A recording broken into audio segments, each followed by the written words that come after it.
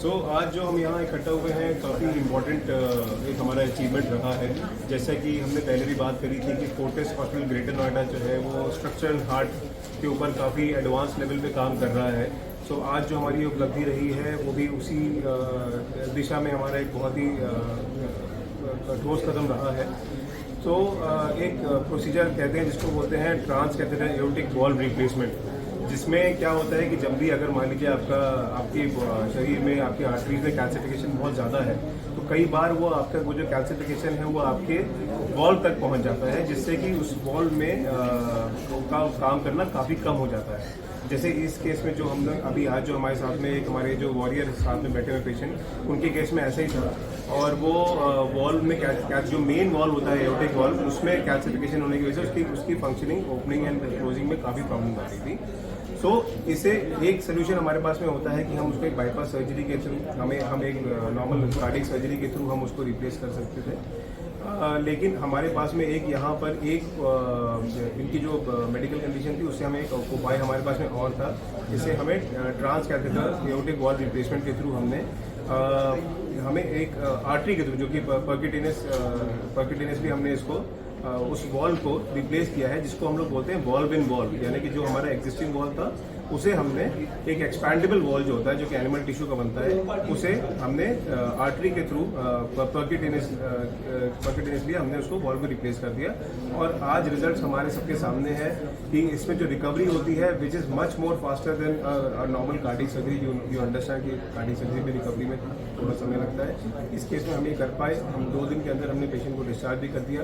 आज रिजल्ट्स आपके सामने हैं, पेशेंट आपके सामने है and he is doing very well, far better than what he was doing अस्पताल से। और क्या मेरा नाम डॉक्टर शांतनु सिंघल है और मैं as interventional cardiologist Fortis hospital Greater Noida में आजकल कार्यरत हूँ। हमारे पास 80 ईयर ओल्ड जो है एक मेल आए जिनको जो है प्रॉब्लम थी कि चलते समय उन्हें भारीपन का महसूस होता था और सांस फूलता था। उनका इनिशियल इवैल्यूएशन जब कराया तो जो हार्ट का इको होता है उसमें पता चला कि एक वॉल्व उनका एओर्टिक वॉल्व जिसे बोलते हैं वो सीवियरली नैरोड है, एकदम सिकुड़ा हुआ है, जिसका ग्रेडियंट 110/70 के आसपास था। इस as per open heart surgery और ऐसी एनाटमी के साथ यूजुअली पॉसिबल नहीं होती और इसे बहुत ही हाई रिस्क माना जाता है। तो इसके लिए हमने टावर या टावी या जिसको बोलते हैं trans catheter aortic valve replacement therapy, इसका चयन करा। काफ़ी मेटिकुलस टीम एफर्ट्स के साथ और सबके डिस्कशन के बाद, हार्ट टीम डिस्कशन के बाद, सीबीटीएस सर्जन के साथ डिस्कशन के बाद हम इस निष्कर्ष पर पहुंचे कि भाई इनका टावी होना चाहिए जो कि काफ़ी हाई रिस्क रहेगा। इसमें अलग बात ये थी कि पूरा नीचे जांग से लेकर ऊपर एओर्टिक वॉल्व तक पूरे में इनके कैल्शियम जमा हुआ। तो हमने एक ऐसे वॉल्व का चयन करा जो इसका निवारण कर सके। हाईली कॉम्प्लेक्स सर्जरी के द्वारा हमने उस वॉल्व में कृत्रिम वॉल्व स्थापित करा और हमारे को काफ़ी अच्छे रिजल्ट्स मिले। इनको परमानेंट पेसमेकर की ज़रूरत नहीं पड़ी, वॉल्व में कोई लीकेज नहीं मिली और केवल 2 दिनों के भीतर ही हमारे मरीज स्वस्थ डिस्चार्ज भी हो गए और आज ठीक हैं। मैं डॉक्टर धीरज शर्मा हूँ। मैं फोर्टिस अस्पताल ग्रेटर नोएडा में कार्डियक सर्जन हूँ। जैसा आप जानते हैं कोई भी हार्ट वाल्व में अगर सिकुड़न है तो वाल्व को रिप्लेस करना ही उसका ट्रीटमेंट होता है, लेकिन उसको रिप्लेस करने के 2 तरीके हैं। एक तो ओपन हार्ट सर्जरी जो हमारा कन्वेंशनल है और दूसरा है टावर या टावी, जिसे हम पैर की नस के थ्रू जा करके वाल्व को रिप्लेस करते हैं। इनके केस में हमने टावर चुना, उसके कई कारण थे। एक तो पेशेंट को जो है कई कोमॉर्बिडिटीज़ थी, जैसे डायबिटीज़, हाइपोथायरॉयडिज्म, प्रोस्टेट वगैरह, साथ में सीओपीडी की बीमारी भी थी जिससे वेंटिलेटर से बाहर निकालने में दिक्कत का सामना करना पड़ सकता था।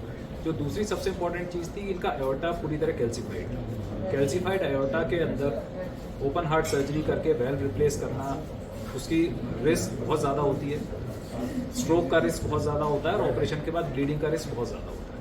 जब ये सारे रिस्क और जो प्री ऑपरेटिव कोमॉर्बिडिटीज़ हैं उनके रिस्क अगर हम क्यूमुलेट कर लें तो ओवरऑल प्रोसीजर का रिस्क जो है काफ़ी ज़्यादा था। तो पेशेंट के बेनिफिट के लिए हमने डिसाइड किया कि इनका टावर इनके लिए एक रिलेटिवली सेफर ऑप्शन है।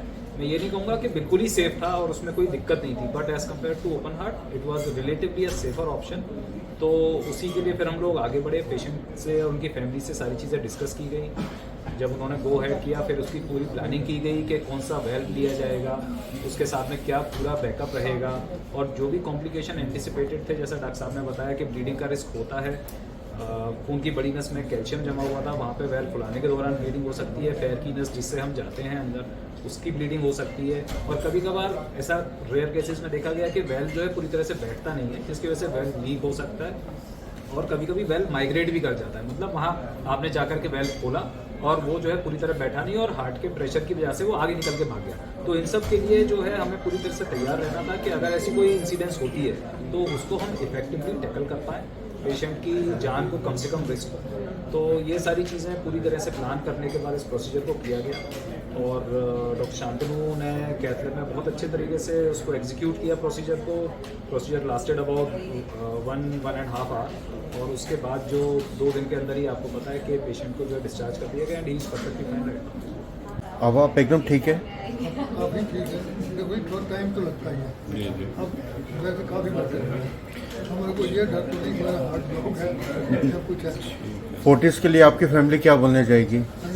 मैडम आप लोग? देखो पहले मैं दूसरा हॉस्पिटल में जाता था, लेकिन फोर्टिस में फर्स्ट टाइम आया हूँ। बड़ा अच्छा ट्रीटमेंट मिला है कि यहाँ डॉक्टर आगे बड़े अच्छे हैं। बाकी तकलीफों के लिए डॉक्टर सारे अच्छे हैं।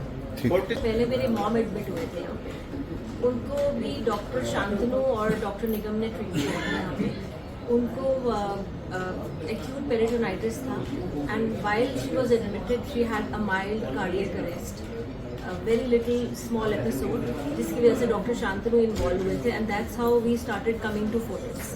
तो जब हम पापा की प्रॉब्लम हुई तो हम पापा को भी नेचुरली, मम्मी को उन्होंने ट्रीट किया था तो हम मॉम के पास पापा को वहाँ लेके आए एंड फिर हम दोनों ने डिसाइड किया कि हम पापा के जब केस डिस्कस किया उन्होंने समझाया कि हम डॉक्टर शांतनु के थ्रू यही वाले ट्रीटमेंट। आप लोग कहाँ से बिलोंग करते हैं?